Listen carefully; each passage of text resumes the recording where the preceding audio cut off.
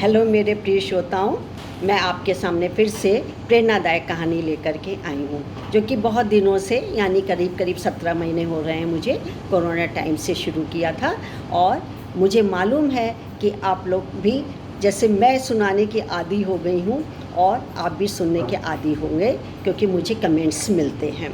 तो मेरा मकसद तो सिर्फ़ और सिर्फ ये होता है, विशेषकर जो युवा वर्ग है आज बहुत तनावग्रस्त है, घर है, बाहर है, एडजस्ट करना पड़ रहा है उसको, हर चीज़ के लिए उसको चिंता महसूस होती है, डुअल माइंड में रहता है कि हमको ये अपनाना है, कि ये छोड़ना है, ये छोड़ना है, कि ये लेना है। इस डुअल माइंड को दूर करने के लिए ही जो बचपन से हम लोगों को प्रेरणा देने वाली कहानियाँ, सीख देने वाली कहानियाँ होती थी, जो हमारे मानस पटल पे अंकित हो जाती थी, और वैसा ही बिहेवियर करने की हर कोशिश करता है। तो हमारा क्या है कि हमारा मन और शरीर दोनों उससे बहुत प्यूरिफाई हो जाता है, विकार नाम की कोई चीज़ नहीं होती।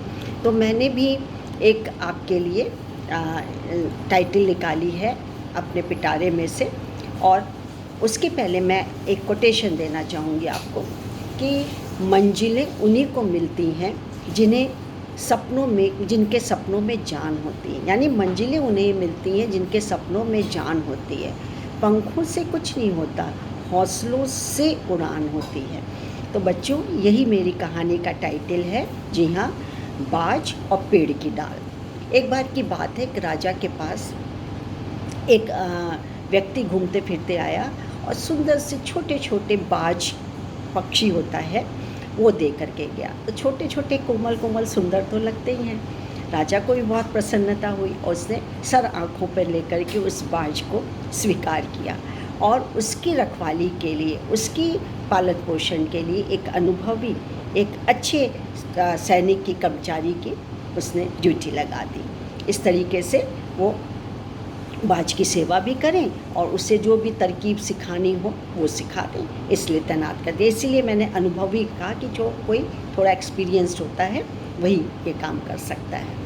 अब कई महीने बीत गए तो राजा ने सोचा कि चलो मैं अपने प्रिय, क्योंकि राजा को बाज बड़े प्रिय थे, क्योंकि सुंदर छोटे छोटे थे।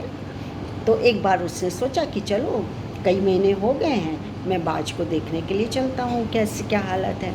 तो बाज को देखने के लिए निकला। तो सलाम दुआ जैसे होती है कर्मचारी और राजा में हुआ। तो उन्होंने कहा कि बाज कैसे चल रहे हैं तुम्हारे भाई, और दिखाओ मुझे मेरे बाज कैसे हो गए, कितने बड़े हो गए हैं। दिखाया, वो पहले से भी ज़्यादा खूबसूरत और शानदार हो गए थे। तो उन्होंने कहा कि अच्छा, इन्होंने कुछ चुगना, दाना, उड़ना, बैठना, कुकू करना, जो भी वो भाषा बोलते हैं वो सीखा। हाँ सीखा, थोड़ा बहुत तो करते ही हैं। बोले इसने उड़ान भरी, क्योंकि बाज का तो क्वालिटी है उड़ान, ऊंची उड़ान भरना। तो कहा कि मैं बताता हूँ, और उसने दोनों बाजों को इशारा किया। तो एक बाज तो आसमान से बात करने लगा, दूर तक उड़ गया। अब दूसरा जो बाज था वो जरा सी देर उड़ा और डाली पे आके बैठ गया, अपनी जहाँ पर बैठता था, जहाँ उसका घोंसला हो या जो बैठता था वहाँ पे जा कर के बैठ जाता। तो उसने कहा कि मुझे आश्चर्य हो रहा है कि एक तो जो बाज है वो उड़ान भर रहा है इतनी दूर दूर तक की, और एक आकर के डाली पे बैठ गया। तो उस कर्मचारी ने, जो सैनिक था जो उसकी रखवाली कर रहा था, उसने कहा कि हाँ मैं भी शुरू से यही देख रहा हूँ कि उड़ता है थोड़ी देर और वापस अपने घोंसले में डाली पे आकर के बैठ जाता है।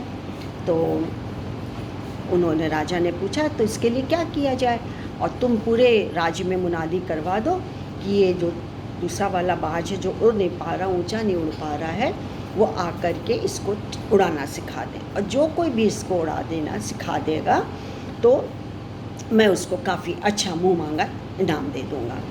बहुत लोग आए, विद्वान आए, इनाम की घोषणा की गई, भाई इनाम मिलेगा। तो इस कारण से काफ़ी लोग आए, काफ़ी प्रयास किया, एक से एक कलाकार, विद्वान, जानकार, अनुभवी आए, लेकिन वो जरा सी देर फुदकता, उड़ता और वापस डाली पे आके बैठ जाता। बड़े आश्चर्य हुआ। अब एक दिन क्या हुआ, रोज़ रोज़ का यही सिलसिला चलता रहा। अब एक दिन तो राजा का मुंह खुला का खुला रह गया। क्यों भाई? देखा दोनों बाज आसमान से बातें कर रहे हैं, उड़ गए, फुर्र हो गए। ये डरने लगा कि वापस आएंगे कि नहीं। अरे वाह, बड़ा मज़ा आया। राजा ने कहा ये तो कमाल हो गया, इतने दिन से वो दूसरा वाला नहीं उड़ रहा था और अब उड़ गया, क्या बात है, बुलाइए इसको, जिसने भी ये कला सिखा दी इसको, उसको फ़ौरन हाजिर किया जाए। एक आदमी को पकड़ के लाए कि भैया इससे फलाने ने उड़ना सिखाया था इसको। तो कहा भाई तुम ये बताओ कि तुमने सिखाया कैसे। विद्वान भी आए, कलाकार आए, अनुभवी व्यक्ति आए, तमाम लोग आए, लेकिन कोई भी इसको सिखा नहीं पाया और तुमने तो चट्टस उसको सिखा दिया, क्या बात हो गई। तो उसने कहा महाराज मैं तो बहुत छोटा आदमी, किसान हूँ, मैं ज्ञान विज्ञान कलाकारी कुछ नहीं जानता हूँ, लेकिन मैंने तो वो डाल ही काट दी जिस डाल में वो बार बार आकर के बैठता था। न रहेगी बाँस न बजेगी बाँसुरी, जब डाली नहीं रहेगी तो बैठेगा कहाँ, उड़ेगा ही तो बस उड़ लिया वो। अरे राजा का मुंह खुला का खुला अति प्रसन्न हुआ। तो ये कहानी, फिर उसने जो भी इनाम दिया वो तो कहानी का पार्ट नहीं है, लेकिन कहानी बहुत बड़ी सीख दे करके जाती है। जी हाँ, क्या सीख दे के जाती है आप बताइए। कि जीवन में ऊपर उड़ने के लिए तमाम तरह के अवगुणों की डाल को काटना ही पड़ेगा। हमारे अंदर जो कमियां हैं, अवगुण हैं, कमज़ोरियां हैं, उसको दुरुस्त किए बिना, उसको औषधि दिए बिना, उसको ठीक किए बिना जीवन में जो ऊंचाई की हम कल्पना भी करते हैं ना, वो भी नहीं कर सकते। इसलिए अपने अंदर की कमज़ोरियों को, अपने अंदर के स्वार्थ को, कमियों को, अवगुणों की डाल को काट के निकाल के फेंक दीजिए। अच्छे विचार, अच्छे संस्कार, अच्छी संस्कृति, अच्छे मनोभाव और नैतिकता को इतना कूट कूट के भर दीजिए कि आपके सफलता और सफलता मिलती रहे।